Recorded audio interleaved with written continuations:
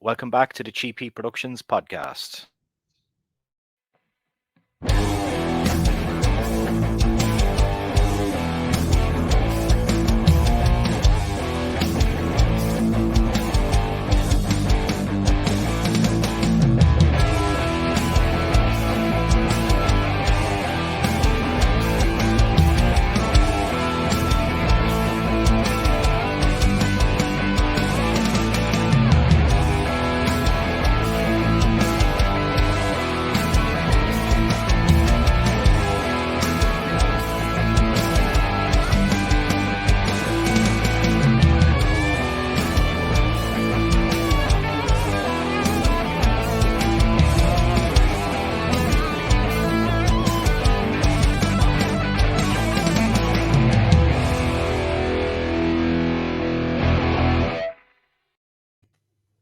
Okay, welcome back to the show, and I've got a special guest on the show today. It's Mr. David Bergantino. I hopefully said your name right. And this man is a writer, an author, and a writer of video games as well at the moment. How are you doing, man? Doing great, thank you. What was the pronunciation like? Was it shit? You reversed a couple consonants in there, but no big thing. Nobody in high school ever called me by my actual name. They would make up things like Fergenbile, Bergantino, and this includes teachers. So, I haven't had my name. I don't even know what pronunciation of my name is anymore because of this.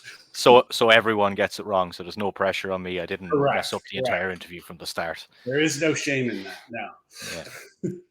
Yeah. You mentioned school, and I just want to know just about your background. Like, obviously you got into writing, but was that something that you always wanted to do, or how did that come about?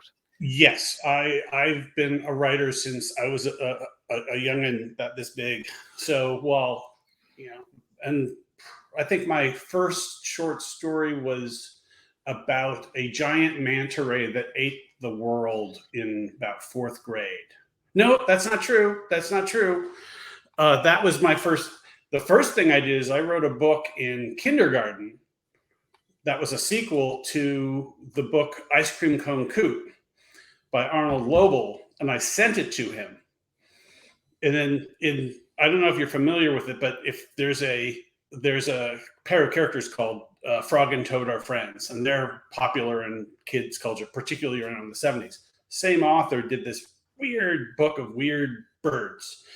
And so it was my favorite book as a child. So I wrote a sequel to it. And of course, my sequel was how each one of his characters died. A bit dark. And it featured on the cover my horrific version of the Loch Ness Monster eating the ice cream cone coot. And so I wrote him a letter and included my book. He wrote back, and for the next year, we sent letters back and forth because he asked me to. And this is third grade. Now I know for sure it's third grade, because he wanted me to help him write a new book. So I actually was working with an author when I was in third grade. That's crazy. And how did the book turn out, or what happened in the end? It never did. Like, I'm going to tilt this up. You see above me, that's the ice cream cone coot. And those are the letters. And you can't see because of the glare, but there's illustrations on the letters. And me being a third grader, I went away for summer vacation and kind of forgot that I was doing this. Yeah. Wow. So that was the start of it, really, then. Yeah, and then all through elementary school, junior high, high school, instead of going out on weekends, I would tote up to my room with a 2-liter bottle of Coke at after dinner, say 8, 9 o'clock, and would spend all night drinking this 2-liter bottle of Coke and writing stories.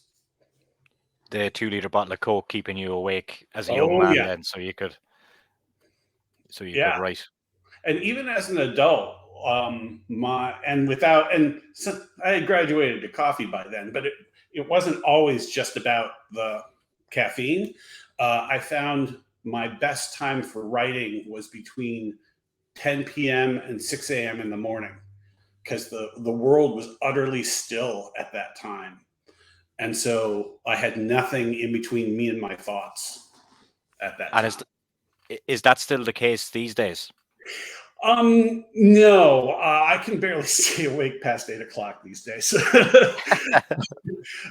No, it's changed because because I live alone and I work at home, and so now, especially now post pandemic, because people leave their homes again, and I also have a house, not an apartment. Um, I get that stillness now in the morning and the early afternoon because everybody else is off somewhere and I'm home. Hmm. So do you now like getting your work done early so you can have an evening to yourself to do things? Yeah. I'm much better at work life balance than I was as a kid. And so yeah, I have my mornings and early afternoons are my best times for work, and part of that is also dictated by a lot of my current clients for my video games are in Europe or China or way ahead, and so I'm up at 6 a. I never used to wake up at 6 a.m. as a kid. No kids do Oh that. yeah. And so I'm up at 6 every day. I'm starting work by 6:30, 7 o'clock. So I can get to lunch and have done practically a full day of work compared to other people who have normal 9 to 5 jobs. Yeah. And so then by afternoon, then I start to, depending on how much work I do need to do, I start to do other things like play video games or read or do and try to do different things during the day and then have the evening be watching horror movies because I don't get to watch them as much as I used to. So I try to schedule, something so that I can end a day and I've done a bunch of things and not just write and not because then you get like I said earlier, you're there when it's quiet. There's nothing between me and my thoughts, but there's a point to which you can fall into your own head Yeah. and kind of lose your edge because you need to get out of it and see other things. Yeah, I understand. Especially working from home as well. Like it's a very valid point. So I'm guessing then during the pandemic, that didn't really affect your life too much then because you were working from home anyway. No, if anything, yeah. I mean, I've been working from home. I telecommuted in 1985.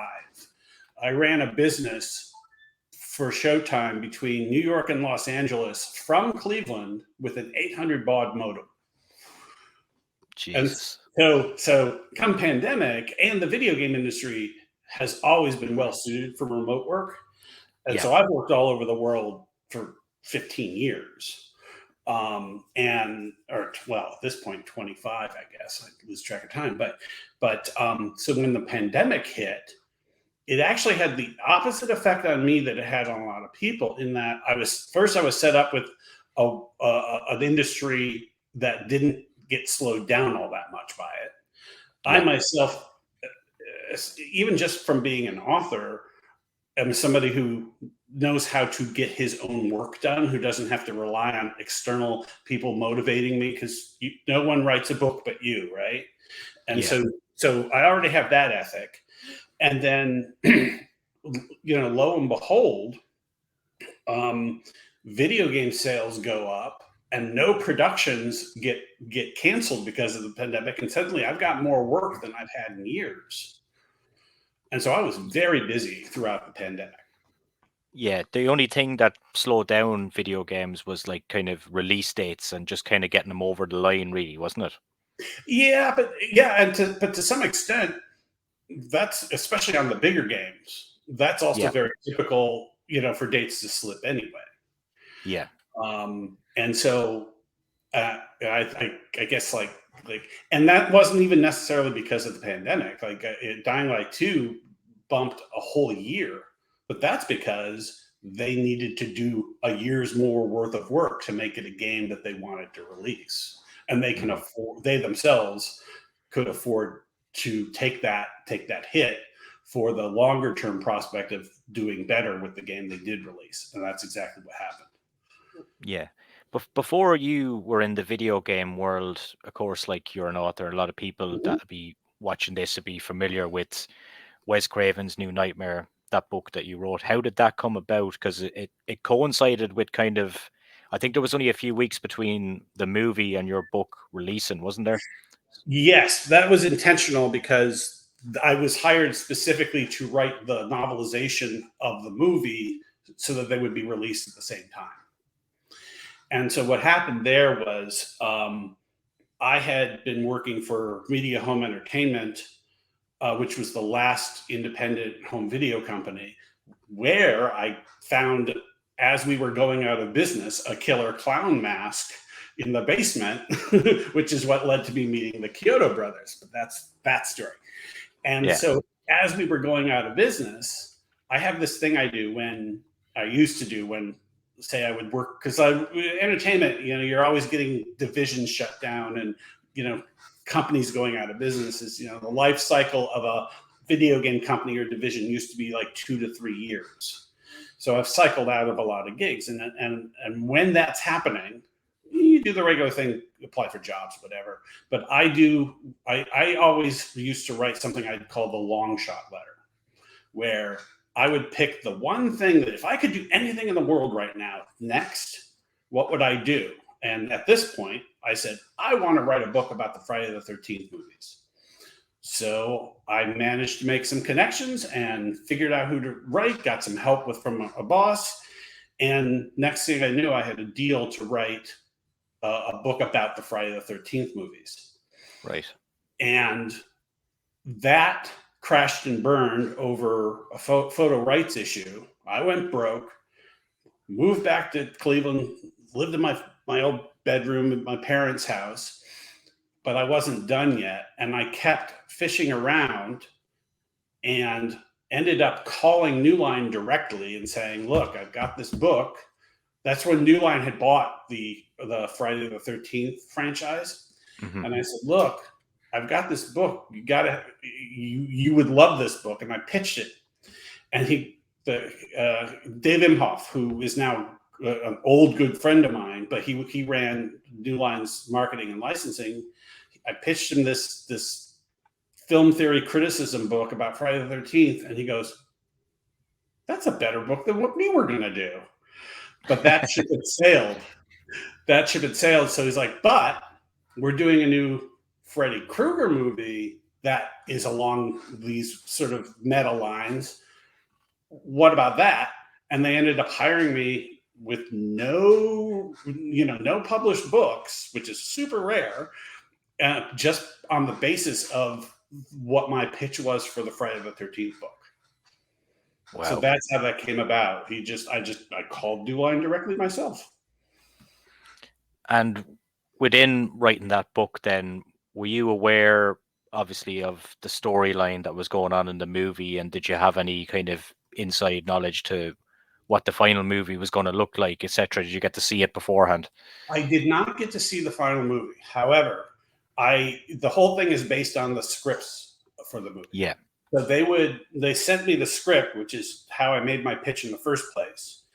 And I ended up doing 3 pitches because I think the New Line wanted to have like this really weird meta coffee table book. Well, not even a proper novelization, but a coffee table book. And then, but the publisher just wanted to do a straight up novelization. Film company wanted something a little more creative. So I created one of each of what they wanted as a pitch, like a chapter for each of those. And then I wrote this book, this chapter where it was about me writing the book. I went meta the way the movie goes meta. Exactly. And they went, oh, do that. We want that. And that's what I did.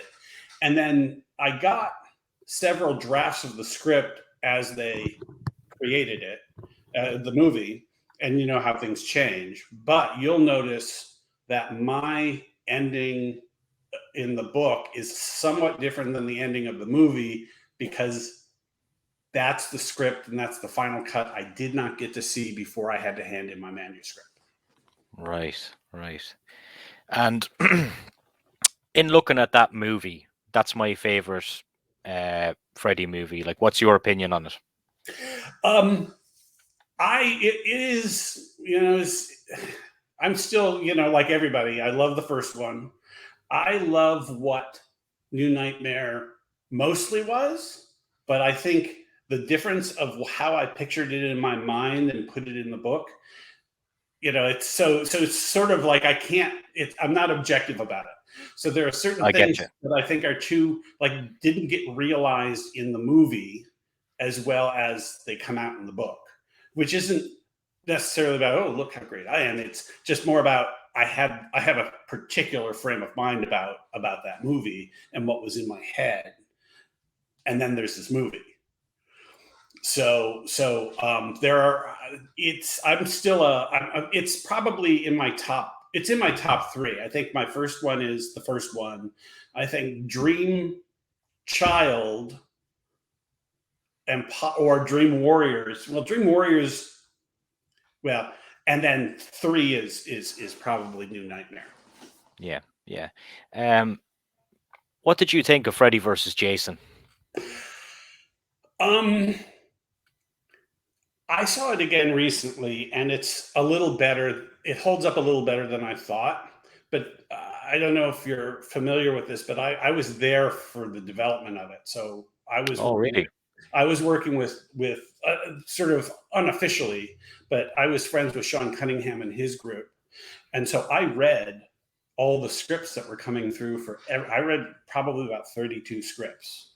I even pitched my own script, or not script, but I pitched my own synopsis of what I wanted to do, because I brought back the Dream Child and I made it sort of the Star Wars of Freddy and Jason, and so I was working on that, like, well, for helping with them for 10 years, because that's how long it took to get that movie done. Wow. And then I drove the day of the premiere. They invited me to the premiere. They drove 8 hours from Sedona to make the premiere. And then I sat next to the assistant producer, and I was just in a bad mood. And I was just like, what the heck? This is, after all this time, this is what they came up with. And then I read, are you familiar with the book Slash of the Titans? No. You should check it out, because it's Dustin McNeil wrote the book, and it's the behind the scenes of the making of Freddy versus Jason. And there's a whole chapter just devoted to me in there, and what my involvement was. Oh, I'll definitely check that out. It's a really interesting read. Yeah. What elements of it did you not like then? Did you think there was too much Friday the 13th elements in it and not enough Freddy elements? My biggest thing is they never really solved how Freddy and Jason truly fight. Like, because Freddy's power comes from the dream world, and one of the solutions to that was to pull him into the real world, and that's what made him weak. Well, they kind of skipped over that, right? At the end, he was going fucking crazy, sure, yeah. Right, he's in our world. Yeah. Meanwhile, they also, they're like oil and water. So Jason only has limited capabilities for dreaming, and so sort of attacking him that way never seemed to quite come together. My idea was the Dream Child pulls Jason physically into the dream world, because he's been touched by Freddy, and that Jason being physically in the dream world was something they hadn't done yet. Yeah. And that's how you fight Freddy. And but meanwhile, they did what they always did with Freddy movies. They pulled him into the real world, but he pretty much was super powerful anyway. I think now that I look back on it, and maybe I'm just thinking about it kind of logically, that they just wanted to bring out a movie that would appeal maybe to a casual audience as well, and not overcomplicate it for people that are non-horror fans. Oh, well, you should read Slash of the Titans. There were all sorts of politics going on behind the scenes with between the studio and Sean and whoever, and Wes wasn't really involved, but everybody, especially when you're mixing IP like that, everybody wants theirs to have a leg up on the other one. Too many And cooks. yeah, it becomes and then the script development process was just a nightmare. I mean, the number of different, like, vastly different takes. Like, there's a whole run of scripts that has a Freddy cult with people scarring themselves and all sorts of weird stuff going on. Yeah. And so I think essentially they made it because they just had to get this movie done. Yeah. And I don't think there'll ever be another one. Would that be fair to say? I don't. Never say never in the film business, right? If there's a way to make money off of something, then they'll do it. Yeah. And so I actually heard a rumor about a Freddy versus Jason 2. I'm like, I don't know, because I know they're making another Friday the 13th of the reboot end of it. Their reboot of Nightmare didn't go over all that well. Yeah. So for all intents and purposes, what you really need to do Freddy versus Jason would be for both of them to be big in pop culture right now, and neither of them are yet. There's a chance for that. Yeah. I think there's a lot of legal issues surrounding the Friday the 13th franchise as well. And the director of Friday the 13th Part 6, Tom McLaughlin, I had him on the podcast last year. And he's got a whole script for a new Jason movie, but I don't really think they want to know about it until all this stuff is sorted. Yeah, I saw an interview with him that he's got this sort of branch of 6 that he wants to go off on, which I think would be really cool. But did you know about sort of what some of the legal issues were behind the reboot? No. So here's the funny thing is, originally I think Paramount was getting had licensed the rights back to do a Friday the 13th reboot. Okay. So they go, okay, and the writers hand in a script which had Jason in his hockey mask killing people in the first movie. And then somebody went, oh, wait a minute, Jason's not in the first movie. That's his mother. Jason doesn't show up until Part 2. Well, that means you have to license Part 2. And he doesn't get his hockey mask until 3. So you have to license all these 3 movies to do that movie. And that was the issue. And now it's a little cleaner. Now, in terms of McLaughlin, that's simply a matter of, like, I can't go and write a Friday the 13th book right now. I mean, I would have to go to Paramount and license it. He's sort of got the same issue. He can't just decide to go make that movie. Yeah. And so it's not so much that it's a rights issue, is someone's either got to hire him or he's got to license it himself. Yeah, there's been a lot of fan movies, and a few. Jason Brooks done a couple, and they've been decent, but I think they just need that big money and big things behind them just to get back into the cinema and stuff.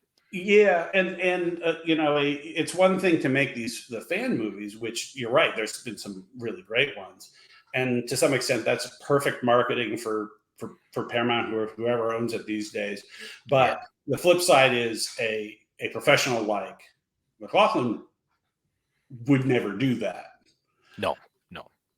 It reminds me of do you remember the Chucky remake that came out that was called Child's Play? But they could use certain elements. I think Universal, was it Universal or MGM? I can't remember, somebody. But there was certain elements of the doll they could use. They had to change his look. They could still call him Chucky, but there was little loopholes here and there, and that's how that movie came out. And I didn't think much of it. I'm a big Chucky fan. I love Child's Play, but when I seen that movie, I just was like, right, well, let's pick this up and let's just leave it over here because that's nothing to do with the rest of this. That's exactly how I feel. I mean, what they did, it's one thing to have They did this weird thing where were trying to make it realistic by making him some sort of robot. Yeah, but he's still a doll. He's still a doll. I know an actual robot. I don't know the robot himself, but a good friend of mine created a robot like that. It cost $1,500. And it didn't have legs because you don't the technology you would need for something to actually run around. At that point, make it a demon, make it a possession. Don't make it something that there's almost absolutely no basis in reality for. There's too much disbelief you have to suspend for that to enjoy that movie. At least that's how I feel about it. The original makers of Child's Play and Don Mancini, etc., have done a great job, in my opinion, on the TV show. And I don't know if you've seen any of it. I haven't gotten a chance yet. I know, I hear it's great, and I hear it's much more much more authentic than the reboot was. I just haven't gotten the chance. It's too much good TV. Yeah, I don't watch a lot of TV, but I watch horrors and wrestling, as I touched on earlier, for my sins. But anyway, we're talking shit here. We need to get back on to talking about you. Yes. Oh, okay, if you want. Well, I'm here. I mean, sure. Yeah. How did the transition from writing books to writing video games happen? And is that just something that happened organically just over time with the way technology has gone? No, it actually happened pretty abruptly. Okay. Essentially, what happened was I was in LA. My book had just come out. Now I grew up programming as well. And I used to program my own games, and I was really into that. So I was doing all this geek stuff as a kid. And so at some point I found out that there was an opening for an associate producer at Disney Interactive. And I applied. And essentially the reason I got the job was because a producer had left, and they were really interested in somebody who understood story and character, because everybody else they were looking at, they understood programming, but nobody did what Disney does, which is story and character. So that's pretty much why even based on a Freddy book, I ended up at Disney, because they didn't want a Disneyphile, because a lot of people who go to Disney are like, oh, I love Disney. They didn't want that. They didn't want somebody who was necessarily kid friendly, because especially then the video game industry was mostly for, teens and up. So they wanted somebody with that sensibility. Not that they wanted me to write horror stuff. They wanted somebody with that sensibility that would appeal to the non-Disney audience. And the big coincidence is the producer who left that project, or who left Disney, left that opening, turned out to be somebody I had gone to college with and didn't know was in LA. And that person was Michael Giacchino. Do you know him? No. He scores every Avengers movie, every Marvel movie, every Pixar movie. He is the modern John Williams. Absolutely brilliant guy, amazing composer. And that's the guy who I replaced at Disney Interactive, the hardest working film composer in the business right now. That's crazy, isn't it? Someone that though as well. But everything happens for a reason, though. Yeah.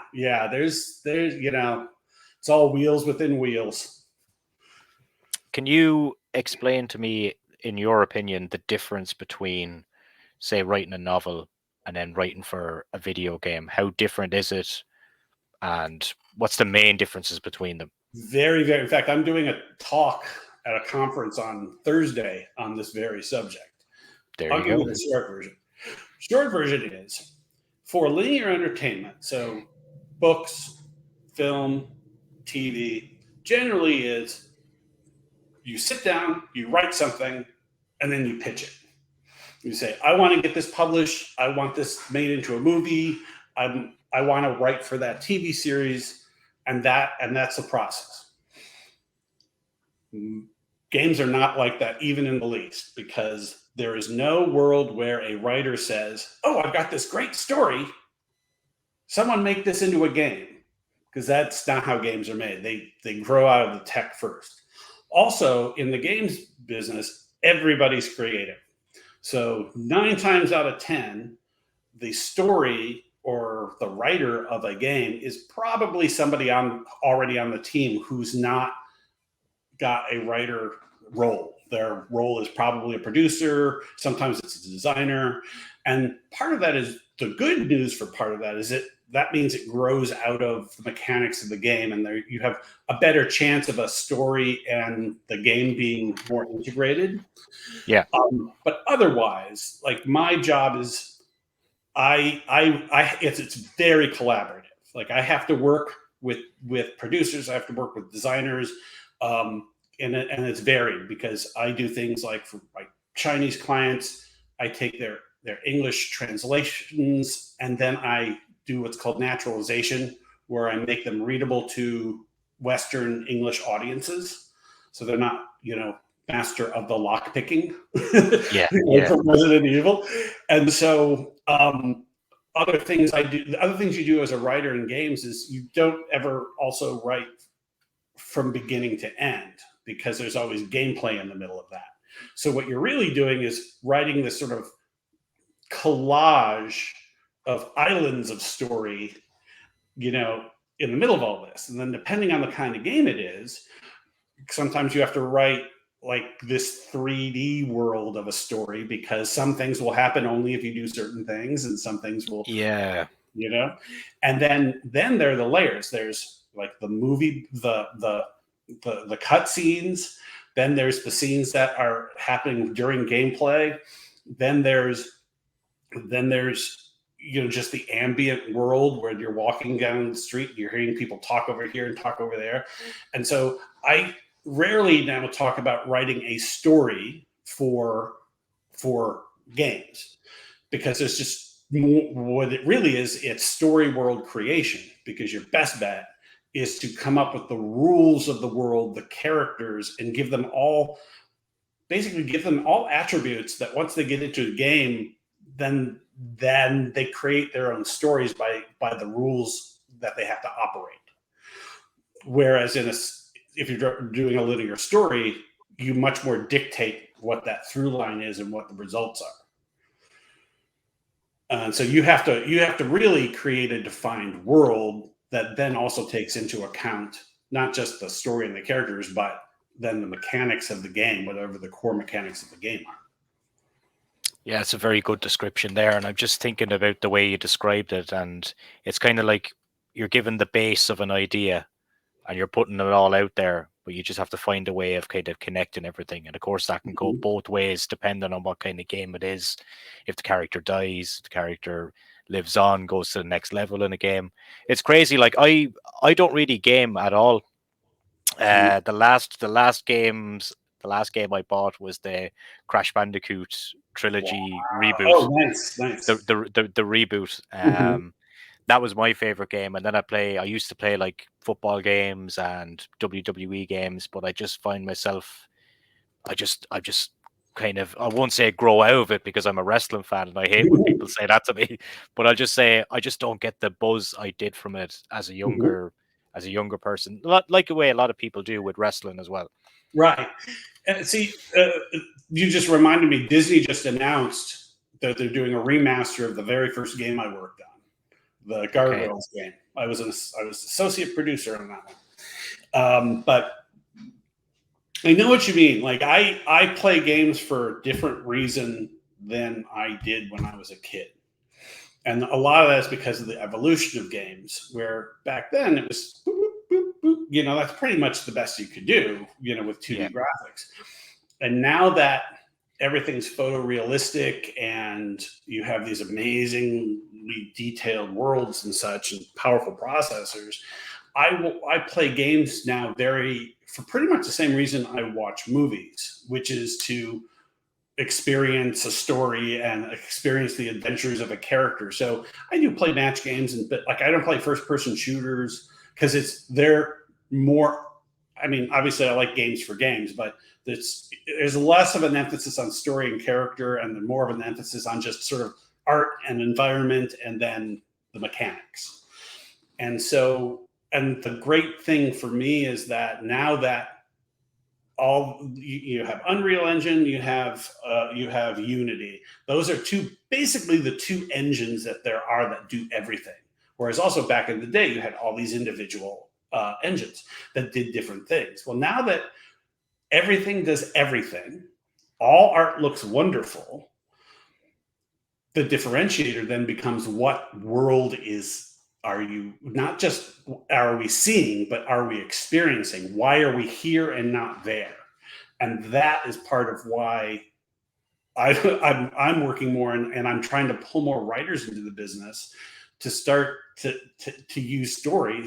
At the end of the day, story starts to become the thing that really differentiates these games after the mechanics. But even, take Uncharted versus Forbidden West versus Assassin's Creed.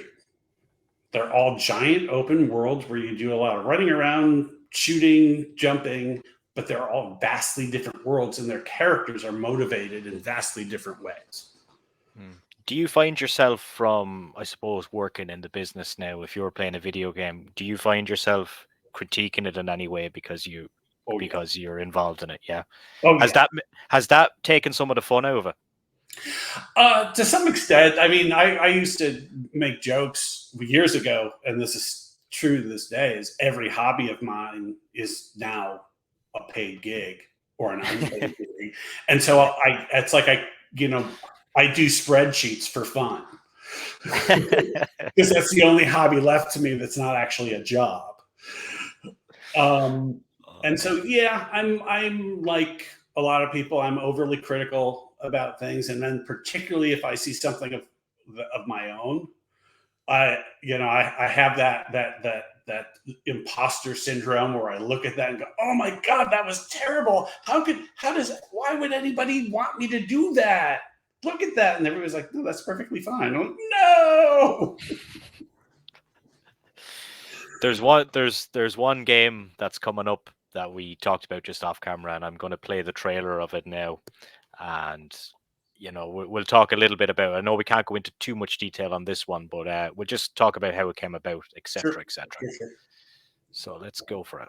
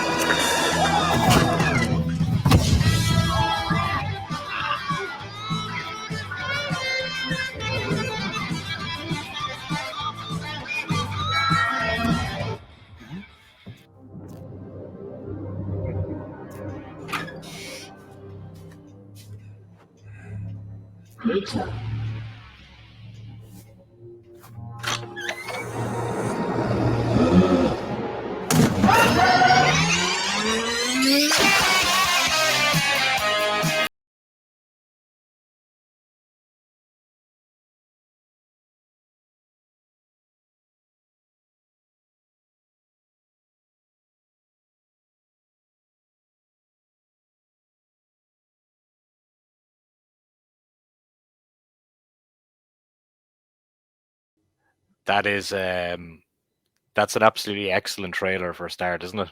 Yeah, they did a fantastic job with that. They've done a fantastic job with it all around. Gamescom, at Gamescom recently in Germany, the booth was a circus tent. Yeah. Wow. Yeah. How did this project come about? Because a lot of people watching this, and I've had various horror guests on, and they'll look, and we talked off camera, and I said this is probably the last game that people expected to be made, but you have a bit more of a background on that. Yes. So Killer Clowns has been my favorite movie for a million billion years since it first came out. And I worked at the home video company that released it on video. So I was close to it there. And when we were going out of business, I actually found one of the masks from the movie that the Kyoto brothers made. And I took it home. And then I would make people, back when there were big tube TVs, I would make people watch the movie, and I'd set the clown mask on the TV so it would watch them while they watched the movie.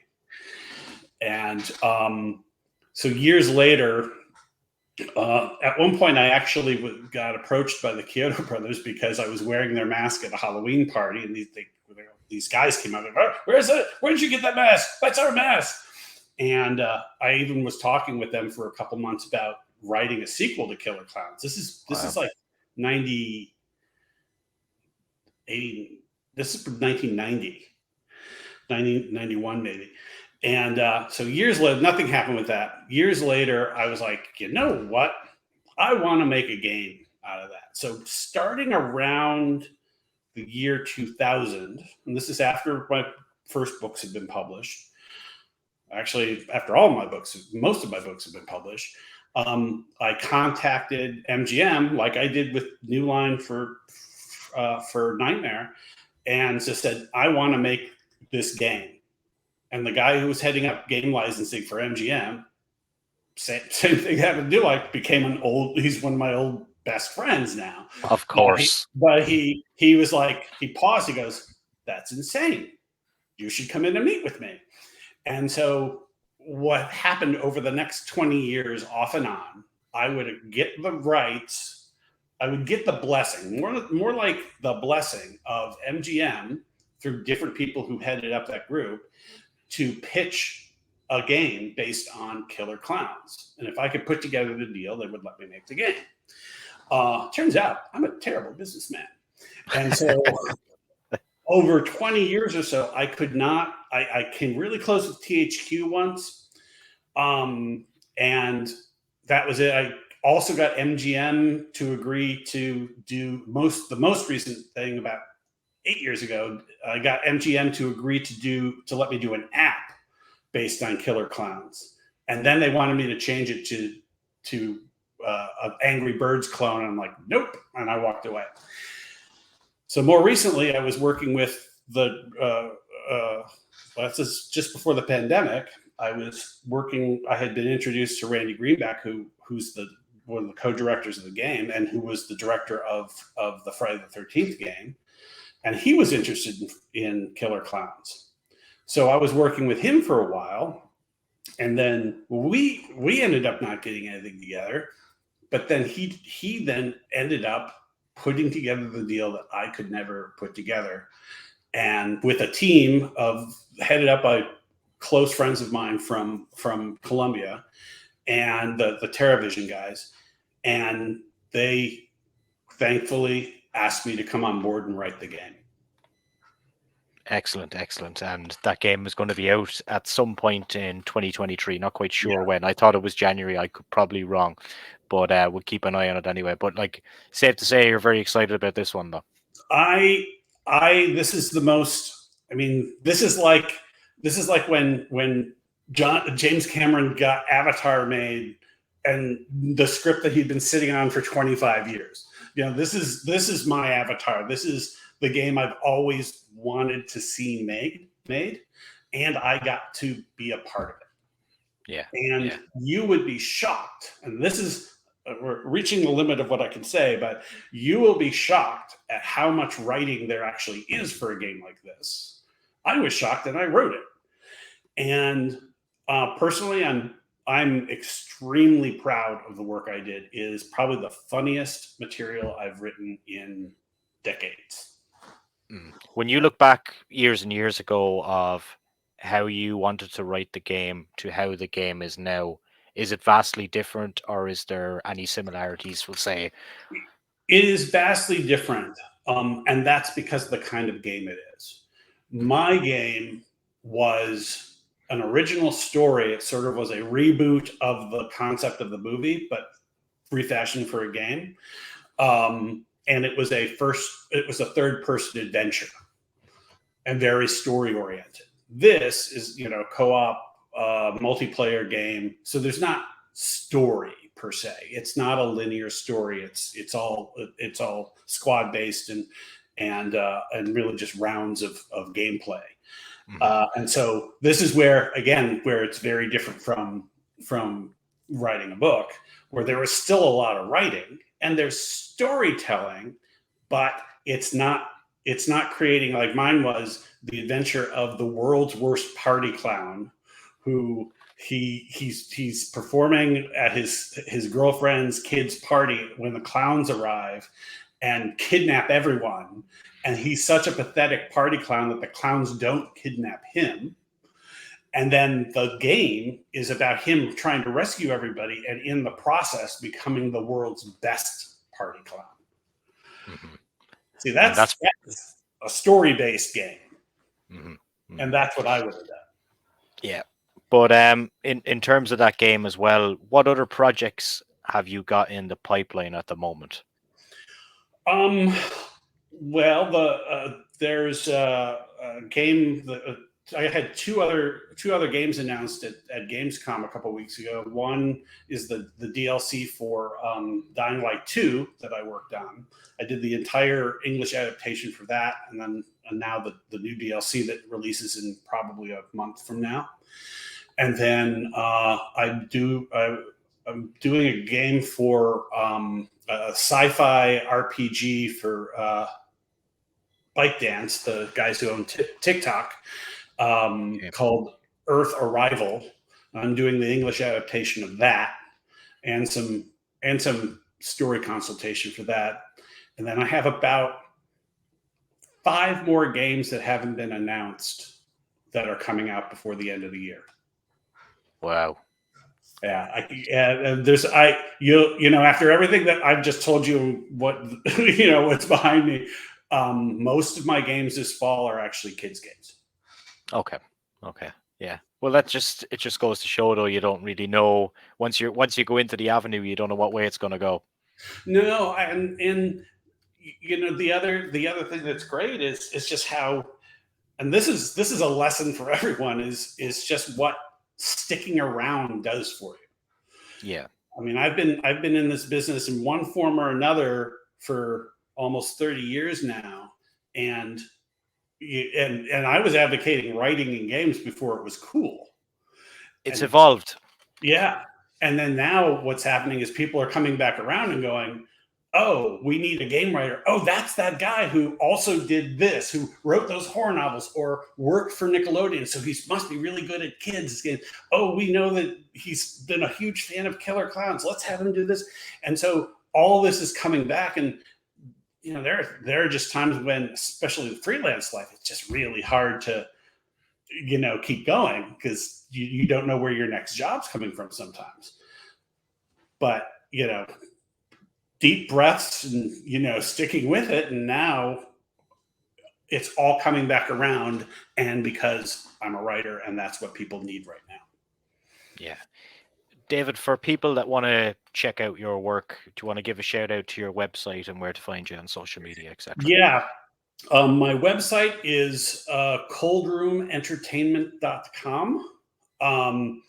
And you can see trailers for games I've worked on. You can see all the games I've worked on there, and some of the people I've worked with, and plus my books are there too.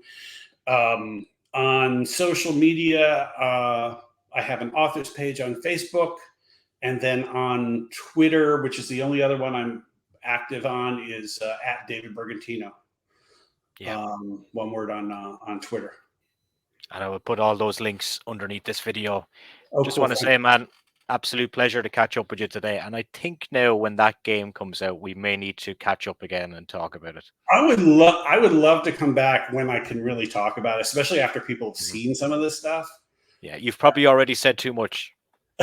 Yeah, I will be disappeared after this show. No, absolute pleasure to talk to you today, man. Really enjoyed it. Yeah, thank you for having me. This was a lot of fun. Yeah, thanks so much.